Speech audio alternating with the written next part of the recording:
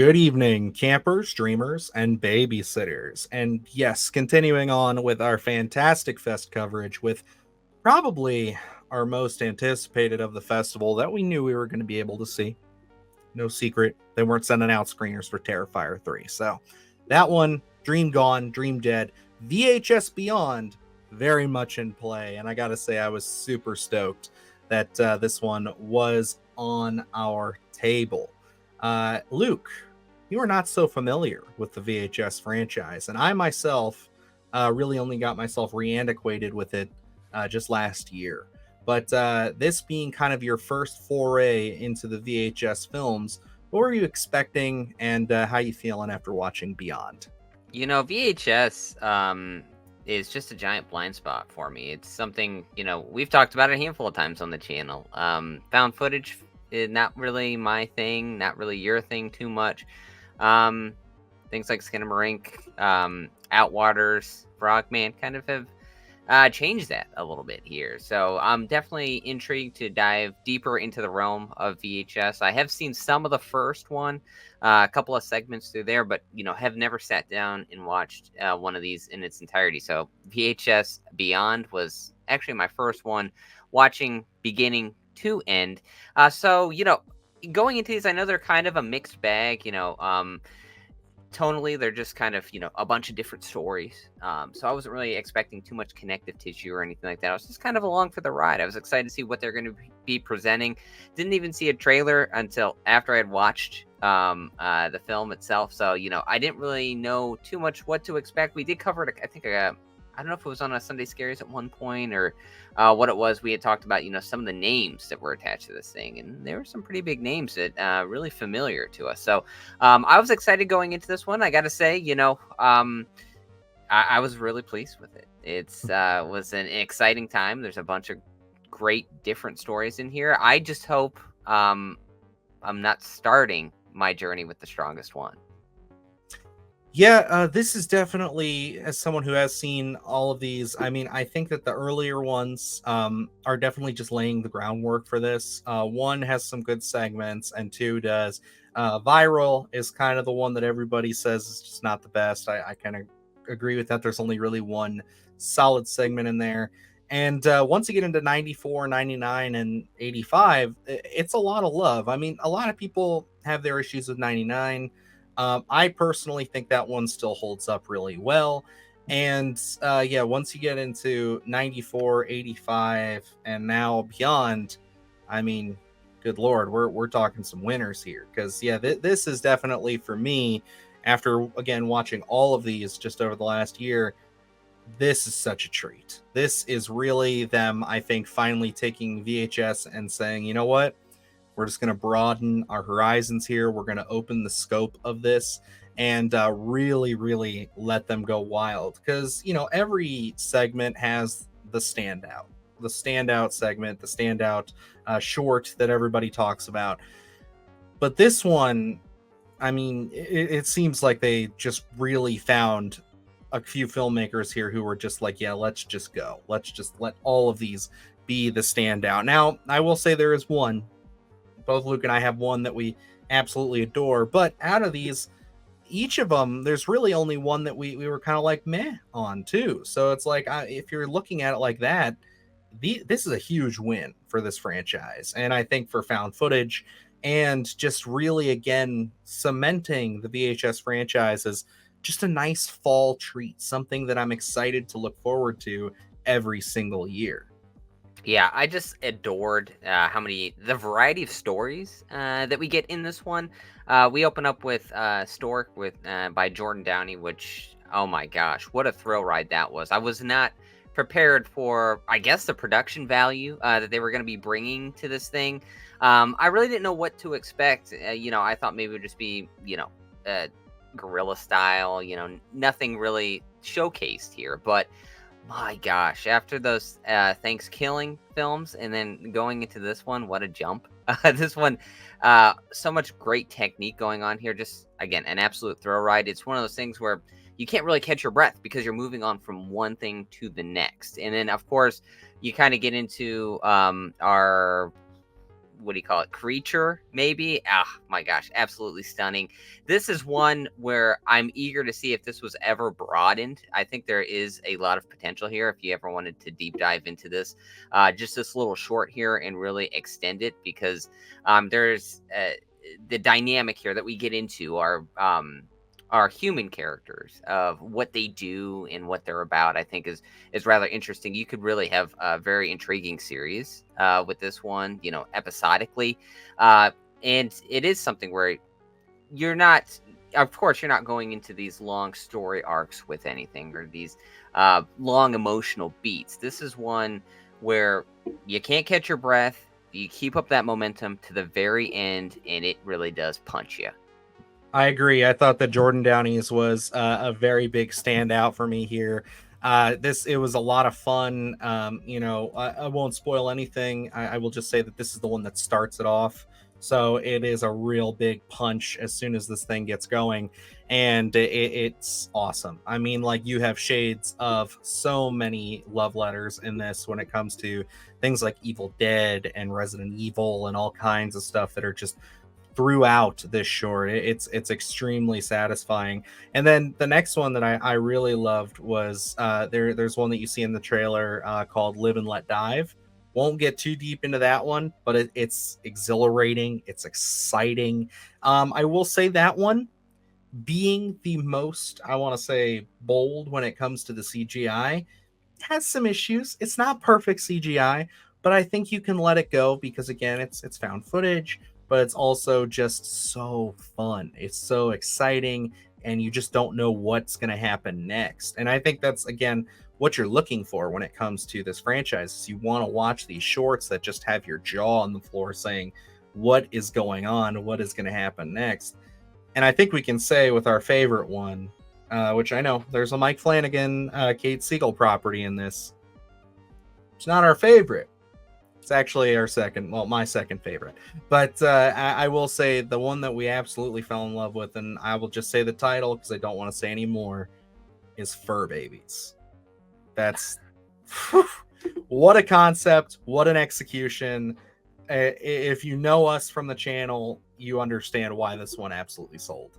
Yeah, this one, from a performance perspective, tonally, they just mesh in so much that absolutely melds well together in, I don't even know if it's a 15-20 minute segment. They cover so much ground in here from a character development standpoint, and then just from the stakes in general. When we talk about downright disturbing after you watch this film, Fur Babies is going to be the big talking point, I think, for a lot of people here. What they are able to achieve in this one on such probably, I would assume, a minor budget, and they're very strategic about it in terms of how they use the camera work, and how they set things up with this. They really are able to build a lot of tension. There's a scene in here where you're just kind of seeing silhouettes, and that's as far as I'll go, that are just, as you're waiting to see an unveiling of sorts. I was just on the edge of my seat waiting to see what was going to be happening. And when you see some things going on in the trailer, which after you see the film, you'll know what we're talking about. But there's a lot of gore. There is, again, it's another exhilarating experience, just like Jordan Downey's, where as you get further into the conclusion of that one, your jaw's on the floor. It's something where it's going to stick with you. It's going to be visually something that you're going to be talking about. When we wrap up the end of the year, Fur Babies is going to be in that discussion of some of the most disturbing scenes that I've seen in horror for 2024. Yeah, it gets under your skin. It is definitely one that is going to, especially if you have some quirks and some things that will kind of, trigger you in a sense of like, oh my God, that's one that will do it for you. And I got to say, the biggest surprise for me out of this one, and it shouldn't have been the biggest surprise, was Stowaway. It's the one everybody's been hearing about. This is the one directed by, of course, Kate Siegel, and written by Mike Flanagan. I gotta say, I've watched all of these films, and this one to me was honestly one of the most poignant and most grounded segments that I've seen in this franchise. It is a really big change of pace, but for me, it really pulls off. They do a great job with it, because Luke, you even said it. If Stowaway was its own short film, it would impress people just with what they're able to accomplish. It's an interesting idea. It takes the beyond, with this being kind of more UFO alien centric idea of just kind of having these ideas be much broader in scope and bigger. And it takes it in kind of a more serious look rather than a zany, over the top crazy like alien invasion type thing. It's more playing into uh I do believe kind of stuff where it's like it's very interesting, and it's grounded, it's emotional, and I mean from start to finish it's extremely well done. It's very different than anything I've seen out of this franchise, and it's exciting. It's exciting to see them kind of say, okay, we have the confidence that yes, we have some insane off the wall films here, so we can kind of have our audience sit back and ponder and think a little bit. And I absolutely adored it. Yeah, I enjoyed that one as well. I think you mentioned it at the opening there, change of pace. I think maybe that will be a talking point for some people. Maybe hard to grasp just coming off of something like Fur Babies and an absolute gut punch of an idea there, and then going into Stowaway where it's a little more subdued. They take their time. They're methodical about that storytelling, which I enjoy. But I think coming off something exhilarating like Fur Babies and then going into something a little more subdued tonally, I think maybe people will be slightly underwhelmed, not from a storytelling perspective, just from the journey that you've been on with VHS Beyond. And comparatively, I only have really this one to story wise to say, we can only compare those ones. So I'm not sure what this looks like in terms of, past installments. But I got to say, there was a lot of gravitas to this one. When we talk about, I said Stork with Jordan Downey, that could be a great episodic kind of series if they ever wanted to go that route. I think Stowaway is something where you can really uncover, really expand, and really deep dive into some storytelling here. I love the setup here. It just seems real authentic and organic. It's a story that I think is relatable to the real world. And then when we it gives you what you're hoping for, I guess, more so with the story. They don't underwhelm you from what you do get in the end. And visually, there's some just interesting ideas here. I don't want to go too deep into what we do get, but there's a pretty nice payoff in terms of where we go with this story and that visual storytelling that I think, people will be compelled to just rewatch this one. I know, honestly, I love Fur Babies. I love Stork, but I think this one, Stowaway, is probably the one that I'm most eager to rewatch just because Mm-hmm. I think this is one that I think is a little more perplexing for people. And it's going to be something where you can really unpack this one and uncover some things. So, I think this was a great installment in the VHS Beyond. I think maybe placement wise, maybe somewhere in the middle. I know Mike Flanagan's name's attached, so we're probably going to, showcase that. But, this one, absolutely well done. Performance wise, I think it was great. And just conceptually, I think it was rather interesting. Yeah, I mean, as a whole, I was very impressed by VHS Beyond. Just when you think that they uh, can't really overstep themselves and get any better than some of the ones we've had in the past, like Storm Drain and others, uh, they absolutely just step beyond that. I guess beyond is the best word to use. I was very impressed by this, and so far, admittedly, I think this is my favorite thing I've seen from Fantastic Fest thus far. This has been the most fun, the most exciting, and this is for me a must see. I'm a fan of this franchise. Again, newly adopted only within the last year, but I think that this is something that has me just foaming at the mouth, crossing my fingers for that announcement on Bloody Disgusting that yes, there will be another VHS coming next September. And I absolutely think you guys should definitely go out and see this. It's going to be on Shudder on October 4th. It's a great Halloween treat. I think that it's going to give you a little bit of that scary, a little bit of that disturbing, and a little bit of that thought provoking with all different kinds of horror. And yeah, if they can keep this quality going, I really see the VHS franchise just being a Halloween staple from here on out. Absolutely. I think it should be. You know, this one, when you look at a workflow standpoint, where you can kind of get these some bigger names with some up and comers, kind of melding into one installment like this, I think it's a great creative outlet for people, and plus to get some names on maybe some up and comers. I mean, we haven't seen Jordan Downey do projects in a minute, you know, so being able to see him open this thing up with what he brought to the table was just absolutely phenomenal. So there's a lot of great stuff here. For me, this is a strong recommend. I don't think for me, it didn't get to that must see element. I think there's so many strong stories in here.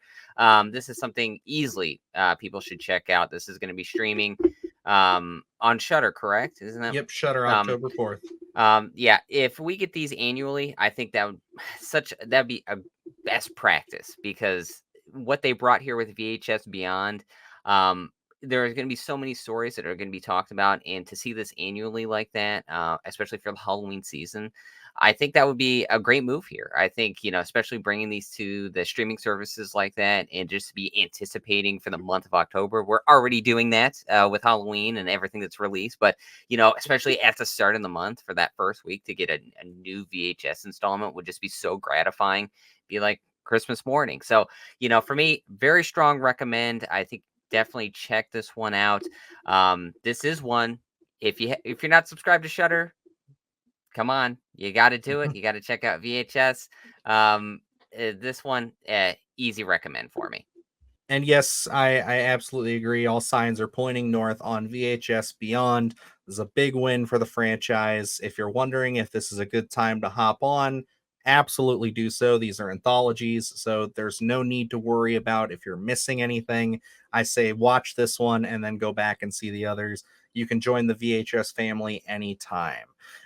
Speaking of people joining the VHS family, I just got to sit down with Alana Pierce, who is the actress from Stowaway. That is Kate Siegel and Mike Flanagan's contribution to this one. So stay tuned after this video. You guys can see my little discussion with her. She's very sweet, very awesome person with a lot of insight towards not only horror, but a lot of video game horror. So if you guys are into survival horror, things like that, she is the go-to. So definitely watch that here. But yeah, it's going to wrap us up here on this video. So until next time, guys, I'm Dylan Newell. And I'm Luke Janesco. And remember, stay scared. But yeah, this is awesome. I really loved your segment in VHS. I gotta say, I've been a fan of the franchise for a few years now, so I'm a late adopter. But I found that the segment that you and Kate Siegel did was just so much more profound than I was Hmm. expecting. Because normally when I watch these things, I see like, you know, more they're there for the fun. They're there for the craziness, the monsters, the zaniness. So when I watched that, I was just like, Jesus, this is really deep. And I should expect that coming from that duo. But I gotta say, what was it like getting the script for that and just seeing like, hey, not only do Kate Siegel and Mike Flanagan want me to be in this project, like what a dream, but what is it like reading that?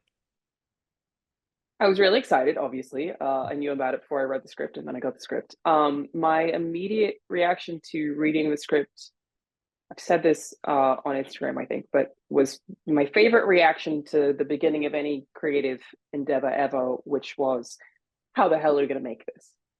The latter half of the script is so many directions, for reasons that are obvious when you watch it, that I was like, how are we going to make that? What is that going to look like? How do we do that? And so I just emailed Kate and was like, I love it. How are we going to do any of this? Which I think is just such an exciting place to be in. And when we were having those conversations, she was still in the stages of figuring that out with our director of photography, Michael Fimignari. He's also fantastic. So yeah, it was just a point of, I can't even visualize how some of this happens. I cannot wait to figure out how we do it.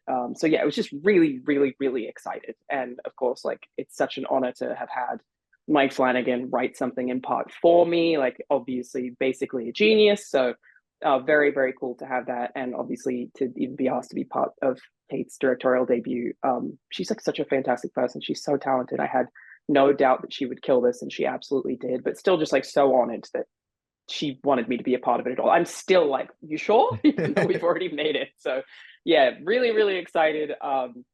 confused, which again is such a great spot to be in, and honored would be my answer to what it was like reading the script. Awesome. Yeah, I mean, those two are just between me and my little horror group of friends that were content creators, they are two of the biggest names that we always look up to. We admire both their work. So I can only imagine what it's like to have something basically, like you said, tailored for you Yeah. to just be brought on. And when it comes to this franchise, how familiar with the VHS franchise were you? Was this something that was like you maybe had heard about it, you had seen it, or did you just kind of go in completely blind, watch any of the films? I'm always curious to hear how people get involved with this franchise. Yeah, so I hadn't heard of VHS at all. It was a thing where Kate asked me to do it. I don't think she even told me it was VHS. I think she just told me she was making a short. And then she mentioned VHS, and so I'm a big gamer. So like I'm all Mm, over horror video games. Survival horror is my favorite genre of video game. But it means that there's like a lot of films that I miss. And actually, being friends with Mike and Kate, they're doing a lot of work to like catch me up on movies that I've missed. Mike recently made me watch Shawshank Redemption at his place because I hadn't seen it, which I know is a crime. I now have. It's a very good movie. um, but then I mentioned to a friend of mine, I was like, I'm helping Kate make a movie. And I mentioned it was VHS, and he was like, "You're making the next VHS?" And I was like, "Oh, this is a bigger deal than I realized." So I have now watched all of them. I love it to bits. I think the concept is so cool. I'm so glad that I've made one. It's so much fun, I think, because sometimes the parts where like any horror movie can drag. It's like one of those few genres that I think needs to stay tight in order to keep tension. yeah. And it's very easy for that to get away from people by wanting to pad out exposition or sometimes even over explain things, right? Like, in my opinion, obviously, the horror great Stephen King does such a good job of like not doing the over explanation. I think it's a thing that a trap that a lot of people fall into when writing for horror. Making anthologies like prevents that, so it's so fresh and so new the whole way through. Like I hope VHS lasts forever. And Kate told me when she was really excited to be working on it that I needed to specifically, she was like, you should watch all of them, but watch Ratma was the one that she Yes. was like really, really into. And so I immediately went and did that. And I was like, this is so cool. Like what's such a cool idea. So I'm now definitely a fan. And even part of me was like, they should make a VHS video game, which I guess like kind of Outlast already is. Similar in vibe for sure. But yeah, had no familiarity with VHS until I kind of realized how many people loved it as a real like cult horror classic, and I'm now definitely a fan. Oh, 100%. Yeah, Ratma is my favorite as well. That's one of those So ones that good. I think just universally gets praised by people who are fans of this franchise. It's so wild, Yeah. so zany. And when it comes to video games, because yeah, looking into your background and stuff, I see that you are a very big influencer when it comes to gaming and the gaming space. I was curious because, I'm sure you've gotten this question before, but now that you've kind of worked in the space with not only this project but other projects coming up like Dark Corners and things like that, what is it like for you watching a lot of these more modern video game takes getting brought to the big screen or even the small screen with things like Last of Us and stuff? Are you excited uh, to see some of these properties come to, or are you more looking for like what would be something that you would like to maybe put your stamp on, I guess is what I'm trying to get to. look, a lot of them are really bad. It's just sort of the way that it is. I have a lot of friends who work in the entertainment side of the industry and the video game industry, so I'm always trying to sort of like I'll have people who work in film and TV at this point be like, "Hey, Alana, this video game property approached me," and then I'll play it for them or whatever, or I'll be like, "I don't know about that one, maybe about this one." So I'm like trying to meddle to try to like in some way get Hollywood to figure out what's actually good about video games because I Yeah. think right now they're really focused on the idea of an IP and like some guarantee that gamers are gonna flock to movie theaters to watch whatever IP that they buy up, and they miss a lot of the heart of what makes games good. So it's honestly frustrating to watch. Um, but I am a part of the team at Sony Santa Monica Studio who make God of War. We are working on an Amazon TV show, so I'm very, very excited about that. That's the one that my hat is already on, so it's the easiest one to answer. But this is announced, I think, as part of Annapurna that I'm a really big fan of Remedy games, of Alan Wake, of Control, um, and I love Sam Lake and I love everything they're doing. So I'm really really excited to see what they come up with. I think because that I'm not sure if you're familiar with those games, but they're Oh yeah. so Mhm. campy. Okay, they have like so many. It's so meta Yeah. that I think an adaptation to a TV show of a writer who is basically a schlocky Stephen King is just like such a fun space to play. And I feel like they could do some really creative stuff. I mean, there's a TV show inside of Alan Wake too that I feel like that franchise specifically is like so ripe for doing something really creative and really cool. That's the one I'm really looking forward to that I'm not already associated with. Absolutely. So I obviously God of War. completely agree. Yeah, I think like if as long as you get the right people behind it who are passionate and can actually shepherd this thing along, like you hit the nail on the head by saying that IP seems to be kind of what the studios are really Yeah. chasing. And it's But like like, they don't I get mean, why. It's like it's so hard to watch. Like, oh, come yeah, and on, I someone don't figure it want out. to, it's like I'm not going to turn this into a whole conversation on that, but like recently with like the Halo show, some good ideas in there, but like for the most Yeah, part, it just didn't feel like it was that material. It just doesn't it's feel like it's the not. same series anymore once you start No, kind of it's interjecting too much. So, um, totally but I feel like Last of Us was one of those where it's like I like the great job. expansion there. I think they did a solid job, but I'm Yeah. not as much of a video game expert. I play a lot of them, but I'm much more into the film. But seeing that you're stepping behind the camera with something like Dark Corners, and kind of working with a team to put something, I guess, in the director's chair. What is something like, do you ever see yourself maybe diving into directing maybe a horror feature or maybe even getting on board with the next VHS and getting behind the camera? Yeah, 100%. I have a short that I'm hoping to film later this year. I'm just waiting for my lead to be available. That is a horror short because obviously I love the genre. And then there are two other things that I'm like loosely attached to in terms of helping people write things. So I'll do as much of it as I can. Like any creative pursuit, opportunity to get to work with a bunch of different people and making stuff is just my favorite thing to do. And I feel like a really cool thing about horror is that it is actually very accessible. You know, like every year there's some horror feature. Even this year would be, I think it's called Milk and Cereal, just pops up on Yeah, YouTube that like kind of takes everybody by storm. Like it's actually a very accessible genre in a lot of ways for filmmakers who don't need to have any experience, and you just get to watch people be creative and make different stuff. So it's such an exciting space to be in and to work in. And yeah, I will do as much of it as I possibly can because it's just so much fun. Like it just really, really is fun. I always wanted to figure out a way to make a Twitch stream that plays live that horrific things start happening in, and I like had penned it out. It would still be very difficult to do, which is why I like have no problem talking about it. And if someone else could do it better than me, I'd be like happy to see it.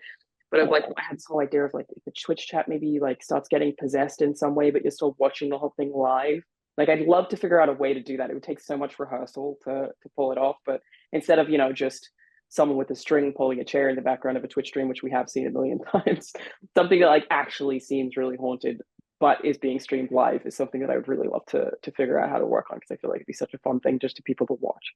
that almost sounds like you're trying to take like the next big step for like live theater performance there, where it's just Yeah, like it kind of is, you I can guess. kind of Yeah, twist it in a yeah, way. I would love to see it. I think that you're absolutely correct. That sounds like logistically, just because I do some screenwriting with my partner that I do this channel with. So it's like that just sounds like it would be too much. My brain would probably explode trying to figure out all the logistics, but I would love to see that. I think that that's super me creative and too. fun. So I'm saying if anyone else can figure it out before I go ahead, like figure it out, it'd be awesome. And then for my final question here, just kind of wrapping it up, what would be like if you had to take a video game property that is horror, just because we're a horror channel, what is like the one that you would like to see come to the big screen? I know we have like Until Dawn is finally going to be making its kind of jump from, video game format to that. What's a horror property you'd love to take to the big screen? I mean, we've already got Silent Hill, Resident Evil. Some of those are hit and miss, but like always really fun to watch. Obviously, two of the greatest video game horror franchises ever made. Um, my answer to this is there's so many that I could pick from, but right now I would say Alan Wake. Hmm. I'm a huge fan of Remedy. I'm a really big fan of Sam Lake. I know that they're working on things with I believe it's Annapurna. I think was just announced.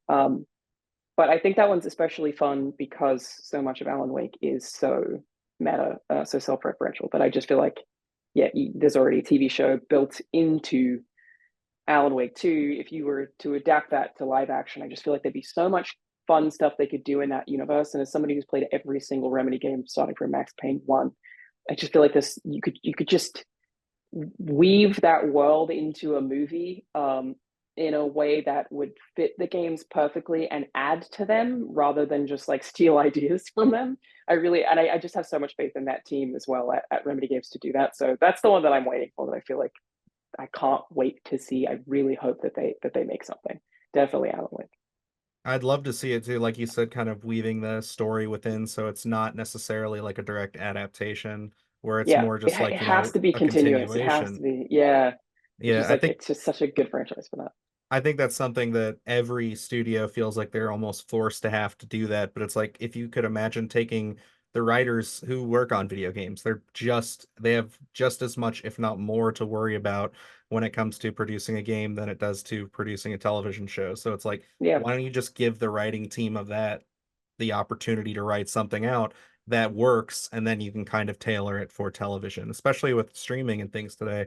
I feel like that's more or less what people are kind of hoping for. Because could you imagine just playing the game, picking up where it left off, or just taking a spin-off with it into a TV show? It kind of brings everything full circle. But and you they know, kind of did that with Quantum Break actually. Remedy, I don't know if you played it, but Quantum Break is a game that I think it was an Xbox exclusive where mhm. you play the game for 2 hours and then there's like a mini TV show that lasts maybe 20 minutes after the end of each chapter, which was really cool because the TV show parts would be different based on the way that you played. So they are already done that. And yeah, video game writing format for every game that I've written on is exactly the same as screenwriting format. They are exactly the same. There are obviously a lot of different factors that go into it that when you're writing a video game, you have to think about, is animation going to be able to do this? What does level design have to say about it? Like, you have to think about a lot of different stuff. But I can't see any reason the Remedy team, who's already written those little TV bits in Quantum Break, couldn't do the same thing for Alan Wake. I just hope it gets made. I feel like it will. And I'm just Mhm. already excited about this thing that doesn't technically exist yet. I really want it. Well, I Praying hope that for you're attached to it in any way it. Thank possible, you. because I definitely, again, I appreciate what you're able to bring to the screen with Kate Siegel for Stowaway. Do the hard shit, gonna do it live. Cause Splattercast kick it every day they live. Splattercast, slash ass. Splattercast, slash ass.